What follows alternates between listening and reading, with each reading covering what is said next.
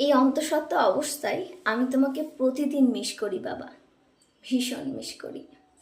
শুধু মনে হয় আজ যদি তুমি থাকতে তাহলে আমার কোনো ব্যথা থাকতো না, কোনো কষ্ট থাকতো না। মা হবার এই জার্নিটা খুব আনন্দেই পার করে দিতে পারতাম। তোমার হাতেই তো আমাদের জীবন কাঠি মরণ কাঠি ছিল বলো বাবা। তুমি তোমার জীবন কাঠি দিয়ে ছুঁয়ে দিলেই আমার এই অন্তঃসত্ত্বার ব্যথাটা একটু হলেও কম হতো আমার মনে হয়।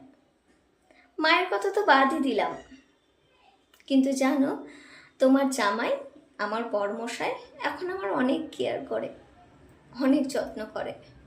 এতটা আশাও কোনোদিনও করিনি, কিন্তু তবুও মনে হয় কোথাও যেন কম। তোমার মতো কেয়ার যত্ন ভালোবাসা কেউ দিতে পারে না, আর দিতেও পারবে না। আগে লোকের মুখে শুনেছি, বইয়ে পড়েছি, বাবা হচ্ছে মাথার ছাতা, বাবা হচ্ছে বট গাছের মতো।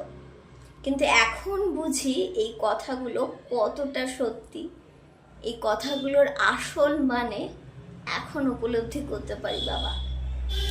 সব কিছু যদি ভগবানের আশীর্বাদে, তোমার আশীর্বাদে ঠিকঠাক থাকে, আমার ছেলে বা মেয়েটা জানতেই পারবে না দাদু কি জিনিস, দাদুর স্নেহ ভালোবাসা কি, সেটা থেকে চিরজীবনের মতো সে বা তাদেরকে বঞ্চিত থেকে যেতে হবে।